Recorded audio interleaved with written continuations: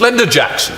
Mr. Deputy Speaker, I think the honourable gentleman will in the future regret taking such pride in his Secretary of State. We have all become used to the Secretary of State avoiding answering any kind of direct question or actively engaging in any of the serious issues which have to do with the destruction of the welfare state and the total and utter incompetence of his department by opting for a self-serving, sanctimonious sermon as opposed to any direct speech. The Secretary of State, who has stood at that dispatch box, I'm going back now a very long way, I seem to recall, avowedly taking exclusive responsibility for the delivery of everything from IT systems to universal credit to taking people out of poverty, when in fact what he has actually done and plunged thousands and thousands of our fellow citizens into the most abject penury.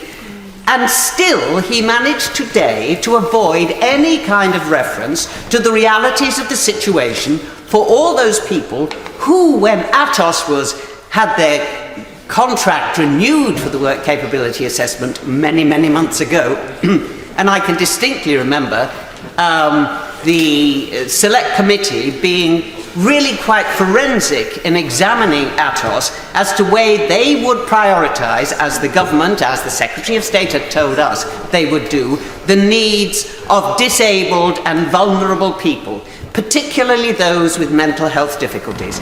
And the confirmation was given to us by Atos that yes, this was going to be an absolute target for them. There would be champions for people with mental health difficulties.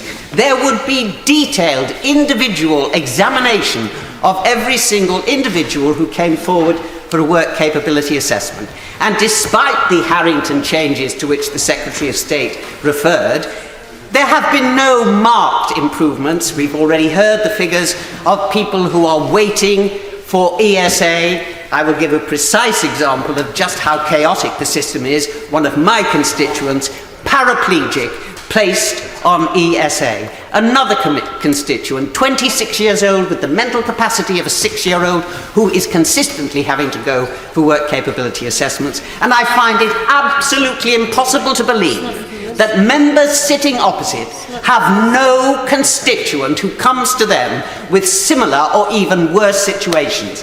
And yet members opposite find the points that were made by my right honourable friend from the front bench as hilarious.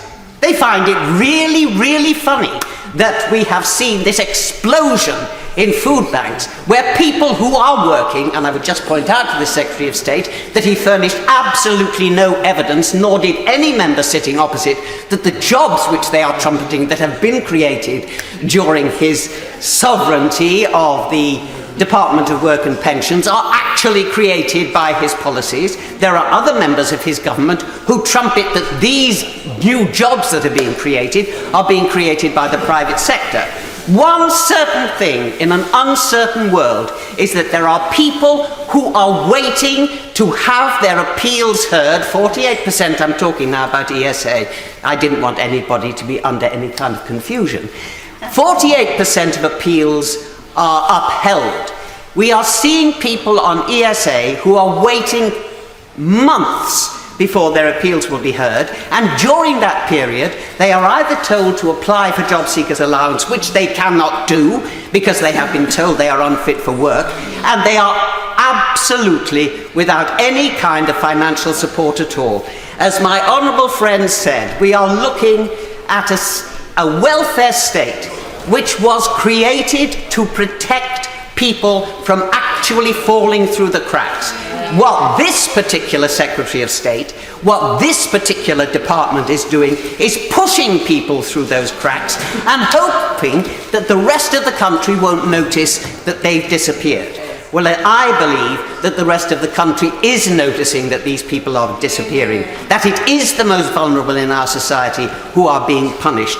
And it is a shame and an utter disgrace that the Secretary of State, who, as I say, has appointed himself at some point, I'm pretty certain he would like to be able to claim that he can walk on water. He can't. His department is not delivering any of the promises that were made, not to this side of the House, but to the people of this country.